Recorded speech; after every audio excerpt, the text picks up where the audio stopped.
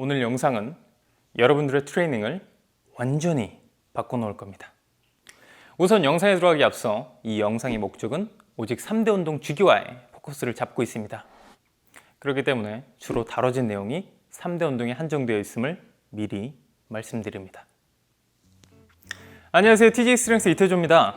제가 지금까지 올려놨던 영상들을 하나도 보지 못하셨던 분들이라도 이번 영상은 반드시 끝까지 보셔야 하는 영상입니다. 저는 이 영상이 여러분의 운동 방향을 조금은 바꿔놓는 영상이 되지 않을까 하고 생각하고 있어요. TJ님, 저 정말 몸이 부서질 정도로 열심히 하거든요. 그런데 선수들은 도대체 어떻게 하길래 저 정도로 잘하는 거예요? 매일매일 열심히 또 항상 최대한 노력해서 훈련을 하는데 왜 여러분들의 퍼포먼스는 계속 제자리 걸음인 걸까요? 그냥 여러분들의 인자약인 걸까요? 선수가 시합에서 평소보다 낮은 성적을 낸다거나 부상을 입는다면 그건 99% 코치의 잘못이에요. 이 말인즉 여러분들의 스트렝스가 정치되어 있고 또 부상을 달고 산다면 그건 여러분들을 코치하고 있는 여러분 스스로의 잘못인 거예요. 그렇다면 훈련 프로그래밍적인 요소로만 보자면 선수, 즉 여러분 스스로를 제대로 코칭하기 위해서 정말 중요한 게 뭘까요? 그게 바로 오늘 영상의 주제, 주기화입니다. 주기화는 여러분의 훈련 프로그래밍에 있어서 정말 핵심적인 부분이에요. 하지만 그럼에도 불구하고 너무 이론적이다 라는 생각들을 하셔서 그런지 모르겠는데 운동에 대해서 정말 열심히 공부하신 분들조차 주기화는 정체기를 벗어나기 위한 방법 혹은 조금 더 좋은 기록을 세우기 위한 방법 정도로만 인식하고 넘어가시는 분들이 많은 것 같아요. 여러분들은 주기화를 왜 사용해야 하는지, 그리고 각각의 주기화 모델엔 어떠한 장단점이 있는지, 그리고 어떻게 사용해야 하는지에 대해서 알고 계셔야 돼요. 그래서 제가 오늘 이 주기화에 대해서 아주 쉽게 여러분들께 알려드리려고 해요.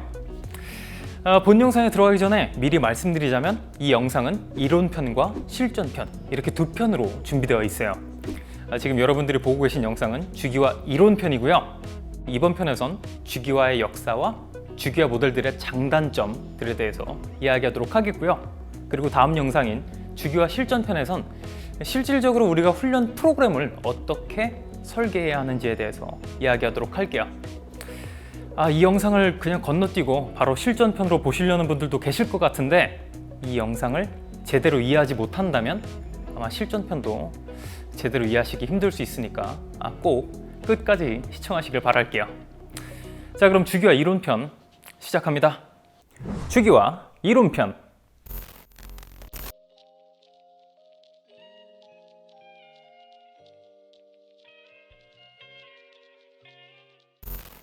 제 영상들의 특징이죠. 우선 주기화의 역사에 대해서 한번 간략하게, 정말 간략하게 알아보도록 하자고요. 여러분들도 짐작하시겠지만 근력 훈련은 인류의 역사와 함께 시작됐어요. 기록으로 남아있는 근력 훈련의 역사는 기원전 2500년 고대 이집트 왕들의 무덤에 여러 작품들의 형태로 남아있는데요. 다양한 형태의 근력 겨루기와 군사 훈련들로 묘사되어 있어요.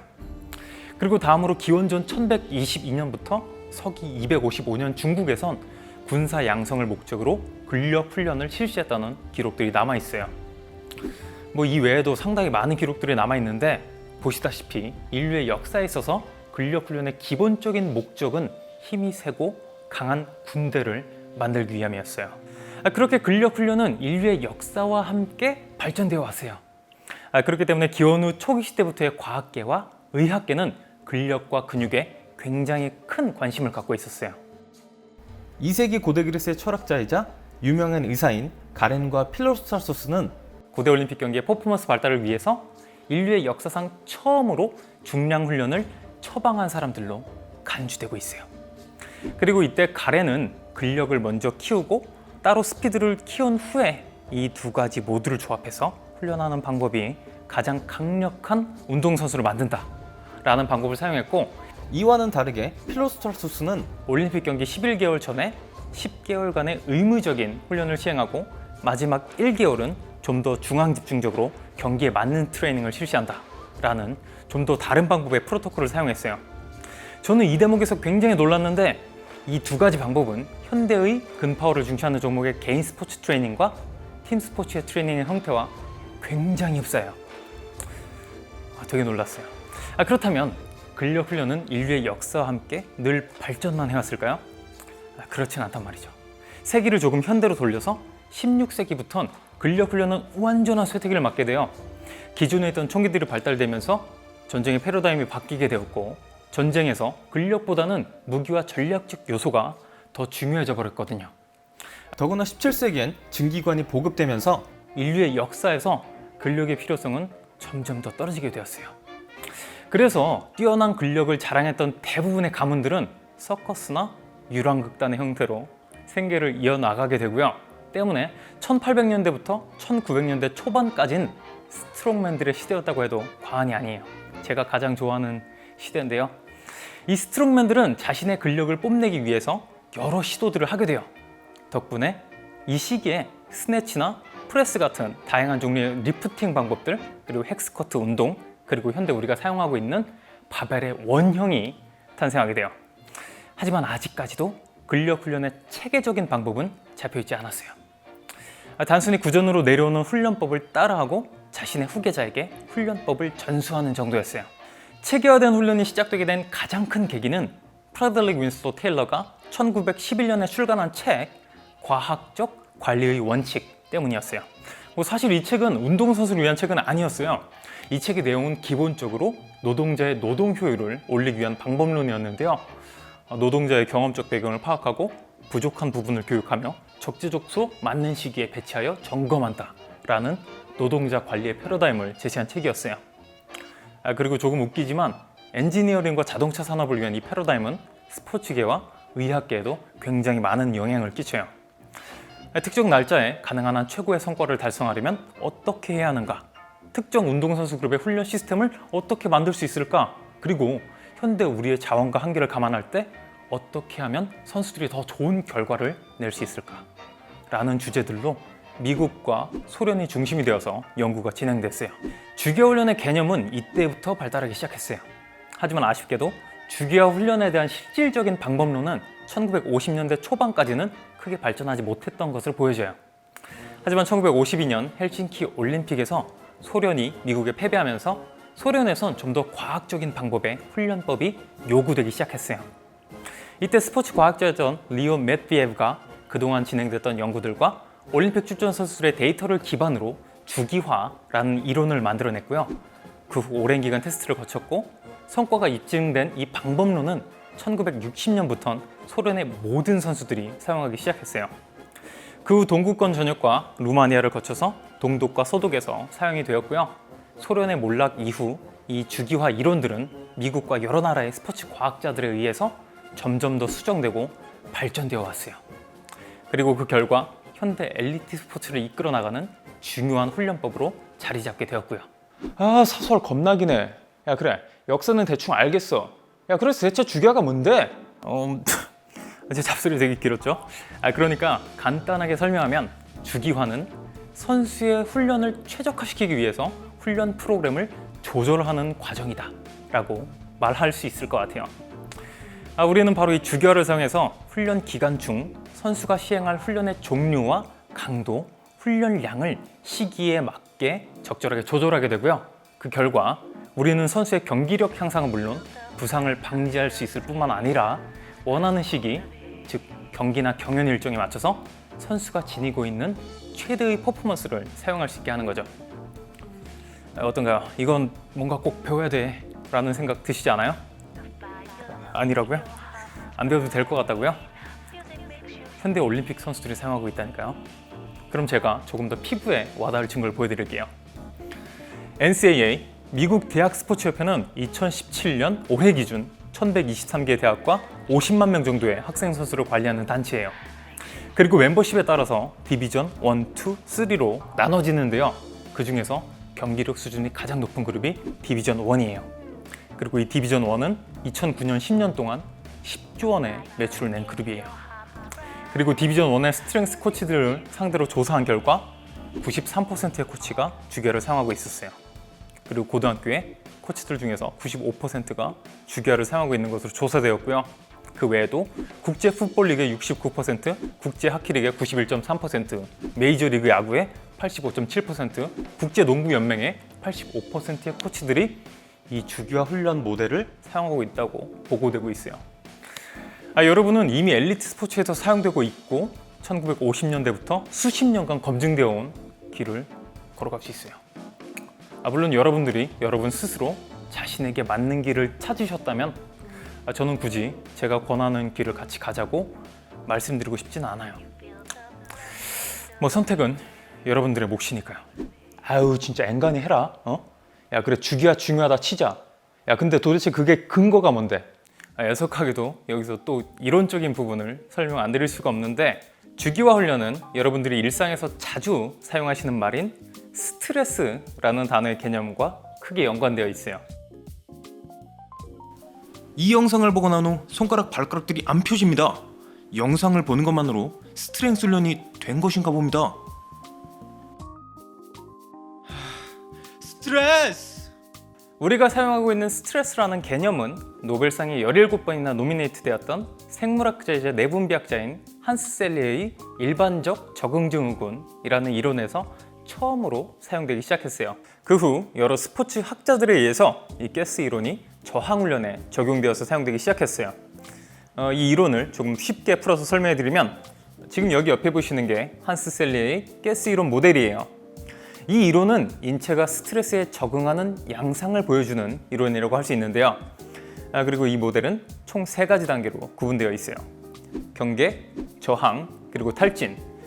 퍼포먼스와 시간의 관계로 세로축을 퍼포먼스, 가로축을 시간으로 놓고 여러분들의 퍼포먼스가 이 정도 레벨이 된다고 했을 때 훈련이 진행되면서 인체가 스트레스를 받기 시작한 단계가 바로 첫 번째 단계인 경계 단계예요. 이 단계는 여러분의 신체에 내재된 항상성이 외부의 훈련에 의해서 공격받은 상태라고 할 수 있어요. 물론 이 시점에서 근육의 구조나 기능적 변화를 촉진하는 사건들도 함께 발생했을 거예요. 그래서 여러분은 훈련 후에 피로감이나 뻣뻣함을 느끼게 되고 이 단계에서 여러분의 퍼포먼스는 일시적으로 하락하게 돼요. 그리고 다음으로 나타나는 단계가 바로 저항 단계예요. 여러분들의 신체는 경계 단계에서 받은 스트레스에 저항하기 위해서 유전자 활동의 변조, 호르몬 생산의 변화 및 조직적, 신진대사적 단백질 증가를 선택하게 되는데요. 이러한 과정들의 누적으로 우리의 몸은 스트레스를 회복하게 돼요. 이 말은 다르게 말하면 우리 몸이 기존에 갖고 있던 항상성을 회복해 나가는 과정이라고 할 수 있어요. 그리고 이 단계에서 우리의 몸은 앞으로 또 발생할지도 모르는 더 큰 스트레스를 대비하게 돼요. 이를 바로 초과 회복이라고 해요. 여러분들이 보유하고 있던 항상성이 더 큰 스트레스를 견딜 수 있게 적응된 상태라고 할 수 있어요. 트레이닝적으로 보자면 바로 이 시기가 우리의 퍼포먼스가 향상되는 시기인 거예요. 본질적으로 보자면 우리의 몸이 훈련을 통해서 강해지는 이유는 우리 몸 스스로가 외부의 스트레스를 견디면서 생존하려고 하는 생존 본능 때문이라고 할 수 있어요. 스트레스를 저항 단계까지만 이끌어낸다면 그건 굉장히 훌륭한 훈련법이고 또 좋은 프로그램이라고 할 수 있어요. 그런데 이 저항 단계 이후로도 강도, 기간, 빈도적 측면에서 외부의 스트레스가 너무 강하게 계속 지속될 경우엔 문제가 발생해요. 그게 바로 가스 이론의 마지막 단계인 탈진 단계예요. 이 단계에 이르게 되면 우리의 몸은 더 이상 외부의 스트레스에 대해서 충분하게 대응할 수가 없게 돼버려요. 그리고 이 단계에서 대부분 관절이나 근신경계 쪽 부상 현상들이 발생하기 시작하고요. 그리고 정말 심각할 경우엔 죽음에 이를 수도 있어요. 레알, 태조야, 형이 지금 너한테 굉장히 중요한 얘기를 할 거야. 잘 들어봐. 야, 형 예전에 고중량밖에 안 친 거 알지? 야, 3대도 600까지 찍어봤다? 야, 근데 형 지금 허리 때문에 고생하는 거 알아 몰라? 알잖아. 야, 무릎도 완전 개쓰레기야. 야, 그러니까 스트렝스니 뭐니 그딴 거 하지 말고, 응? 우리 그냥 쉽게 가자. 쉽게 가자. 방금처럼 고중량 훈련을 해서 부상을 입었다, 고중량 훈련 때문에 관절이 망가졌다 라고 말씀하시는 분들은 훈련 시 자신이 감당할 수 없는 중량을 사용했거나 이 탈진 단계를 무시한 채 계속 훈련을 유지하는 자신에게 맞지 않는 멍청한 훈련 프로그램 때문에 부상을 입으셨다고 생각하시면 돼요. 조금 재수없어 보일지 모르겠지만 사실이에요. 고중량 훈련 때문에 부상을 입은 게 아니에요. 부상이란 건 끓기 전 물과 비슷하기 때문에 부상이 터지지 않으면 스스로 자각하기가 굉장히 어려워요. 그렇기 때문에 여러분들의 물이 끓지 않도록 틈틈이 온도를 낮춰줘야만 해요. 실제로 엘리트 스포츠에서 역도나 파워리프팅 선수들의 부상률은 타 스포츠에 비해서 현저하게 낮아요. 더구나 몇몇 연구에선 엘리트 역도 선수들의 무릎 관절이 동년배의 일반인들과 동일하거나 혹은 더 좋은 상태로 나타났고요. 잠깐 이야기 옆으로 샌 것 같은데 다시 본론으로 돌아와서 이 가스 이론의 세 번째 단계인 탈진 단계에서 여러분들은 지속적인 퍼포먼스의 하락을 만나게 되실 거예요. 지금까지 설명한 이 세 가지 단계가 한스 셀리의 가스 이론의 핵심 내용이고요. 또한 여러분들이 주기화를 사용해서 훈련해야만 하는 이유기도 해요. 자, 그럼 지금부터 이제서야 본격적으로 주기화에 대해서 설명해 드리도록 할게요. 제가 영상 초반부에 주기화는 선수의 훈련을 최적화시키기 위해서 훈련 프로그램을 조절하는 과정이다 라고 말씀을 드렸는데 이 말을 곧바로 이해하시기는 조금 어려우셨을 것 같아요. 우선 주기화 훈련의 기본적인 용어를 조금 설명해 드릴게요. 우선 첫 번째로 단주기. 단주기는 다른 말로 주간 훈련 계획이라고 말할 수 있어요. 통상 일주일에서 일주 미만의 훈련 계획을 단주기라고 부르는데요. 그러니까 1년은 전체 52개의 단주기로 이루어져 있는 거죠. 두 번째로 중주기. 중주기는 이 단주기를 2개에서 8개 정도 합쳐놓은 중간 사이즈의 블록이에요. 그러니까 여러분들이 스트렝스 훈련에서 주로 사용하시는 4주 훈련 프로그램들, 이 4개의 단주기 계획으로 이루어진 하나의 중주기 훈련 계획이라고 생각하시면 이해가 편하실 거예요. 그리고 이 중주기들이 합쳐져서 가장 큰 덩어리를 이룬 큰 블록을 장주기라고 불러요. 이 장주기는 시합 일정에 따라서 크기가 조금 달라지는데요. 1년에 시합이 한 번 있는 경우엔 1년을 하나의 큰 장주기로 놓고 훈련을 계획하기도 하고요. 올림픽같이 4년에 한 번 시합이 있는 경우엔 4년을 하나의 장주기로 놓고 계획하기도 해요. 그런데 4년 너무 길잖아요. 선수들의 관리나 집중력 지속, 시합 일정들의 문제로 인해서 거의 3개월이나 6개월 정도로 장주기 계획을 잡는 게 일반적이에요. 이렇게 단주기, 중주기, 장주기, 이 주기화 훈련의 구조는 어느 정도 이해가 가셨을 것 같아요. 맞죠? 이해하고 계시죠? 자, 그럼 이제부턴 주기화 훈련을 사용할 때 어떠한 구조로 구성을 할 수 있는지 몇 가지 주기화 유형들을 알아보도록 할게요. 우선 가장 대표적인 주기화 유형을 몇 가지 말씀드릴게요. 선형 주기화, 역선형 주기화, 비선형, 파동형 주기화, 이렇게 세 가지가 대표적인 주기화 모델로 꼽히는데요. 첫 번째로 선형 주기화. 지금 보시는 게 제가 앞서 주기화의 역사에서 말씀드렸던 리온 매피에브의 전통적 주기화 모델인 선형 주기화 모델이에요. 인류의 역사상 최초로 정립된 주기화 모델인데요. 지금 보시면 아시겠지만 낮은 강도, 높은 볼륨으로 시작을 해서 훈련이 진행됨에 따라 강도를 높이고 볼륨을 줄여주는 방식의 모델이에요. 초반에 낮은 강도로 시작을 하기 때문에 누구나 쉽게 적용해서 사용할 수 있는 모델이고요. 또 훈련 경력이 적은 사람들도 쉽게 사용할 수 있다는 게 가장 큰 장점으로 꼽혀요. 하지만 매우 큰 단점 한 가지가 있어요. 지금 여기 옆에 보시는 게 근력과 파워를 중시하는 팀 스포츠 선수들을 위한 연간 주기화 훈련 계획표예요. 리온 매피에브의 선형 주기화 모델이 잘 적용되어 있는 계획표라고 할 수 있는데요. 지금 보시는 이 훈련 프로그램은 9월부터 11월까지의 시즌 기간에 맞춰서 최대의 퍼포먼스를 발휘할 수 있도록 프로그램되어 있어요. 훈련 목표가 시즌 기간에 맞춰져 있다는 걸 중요하게 생각하셔야 돼요. 그렇다면 이 훈련 계획표에서 근력 훈련에 대한 내용만 따로 떼어서 한번 확인해 보자고요.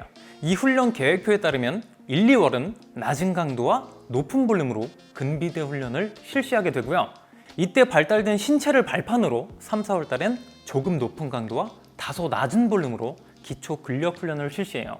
5월 달, 6월 달엔 조금 더 높은 강도와 낮은 볼륨으로 근력 훈련을 실시하게 되고요. 오프 시즌의 마지막인 7월 달은 인시즌 직전이기 때문에 최소의 볼륨으로 훈련 시 사용 중량을 1RM의 90% 이상으로 끌어올리면서 신체의 능력을 최대한 이끌어내게 돼요.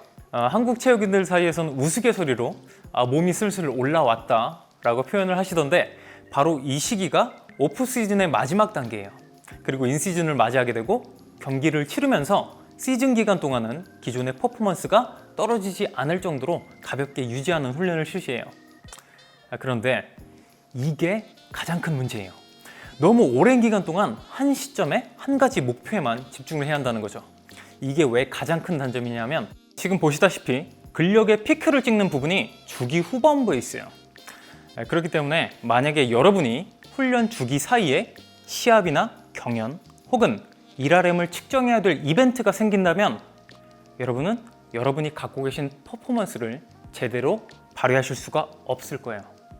여러분들이 이벤트에서 실제 퍼포먼스를 발휘하기 위해선 시합이나 경연 전에 실제 퍼포먼스와 흡사한 강도, 흡사한 방식으로 훈련이 되어 있어야만 해요. 그런데 이 선형 주기화는 피크가 주기 후반부에 있다는 거죠. 주기 후반부에 도달해야만 여러분들의 실제 퍼포먼스가 올라오게 되는 거예요. 그렇기 때문에 이 선형 주기는 훈련 사이에 발생하는 이벤트를 거의 대처할 수가 없어요.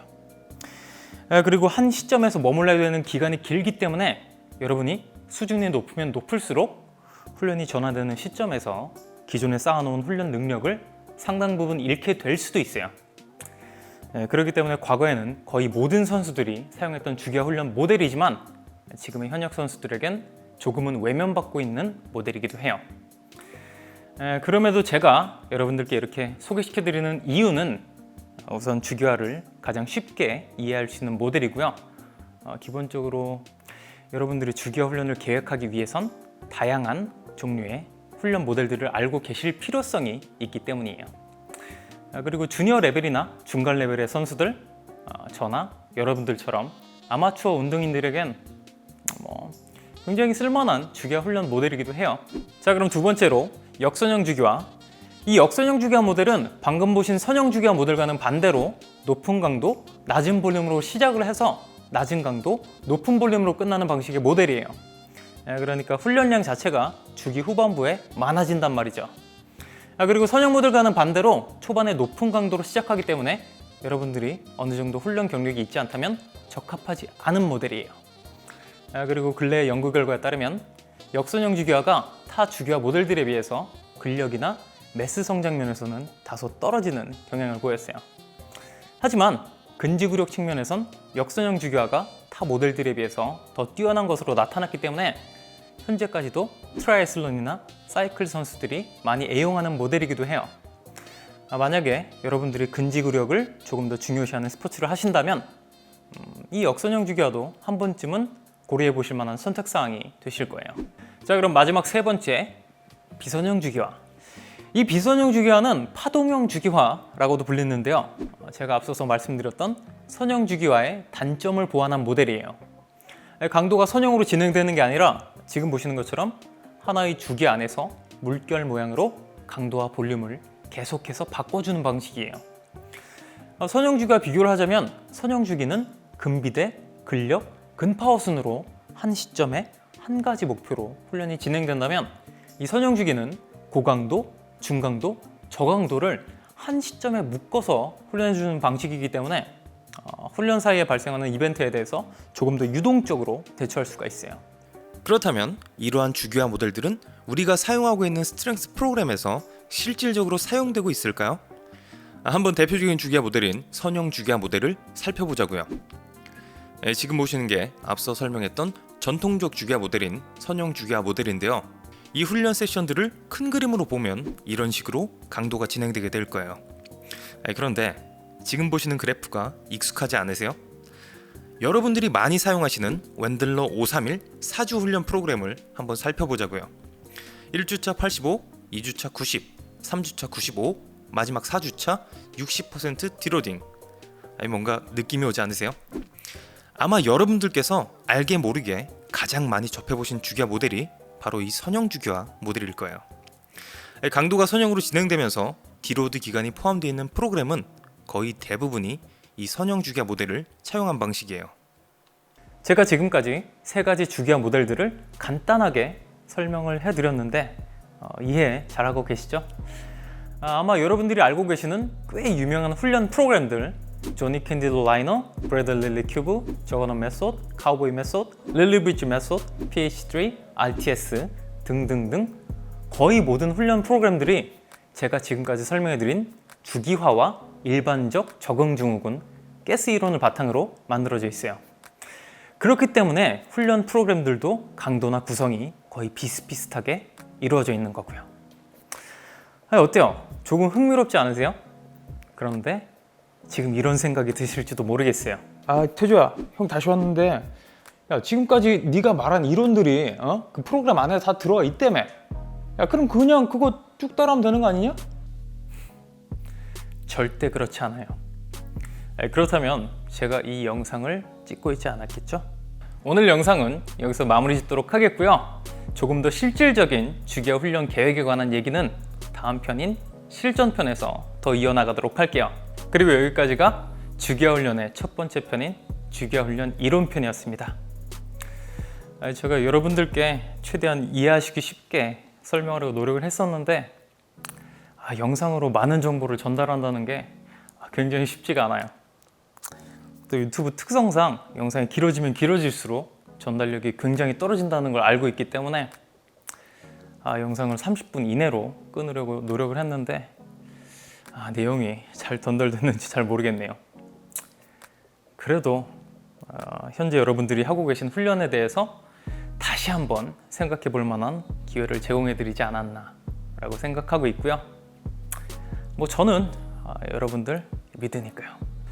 그리고 마지막으로 솔직히 한마디 더 드리자면 저는 제가 지금 녹화하고 있는 이 영상이 최대한 많은 분들께 보여줬으면 좋겠어요. 그러기 위해선 여러분들의 공유나 댓글들이 참 많은 도움이 되고요. 그리고 이번 영상 좋으셨다면 좋아요 버튼 부탁드리고요. 구독하기 버튼 누르시면 앞으로 제 채널에 조금 더 쉽게 접근하실 수 있으니까요. 구독하지 않으신 분들께서는 구독하기 부탁드리고요. 이미 구독하신 분들은 항상 TJ 스트렝스 응원해 주셔서 정말 감사드리고요. 저는 앞으로도 좋은 정보, 알찬 영상들로 찾아뵙도록 할게요. 자, 그러면 다 아시죠, 여러분? 항상 잘 먹고 잘 쉬고 열심히 들자고요. 지금까지 TJ 스트렝스 이태조였습니다.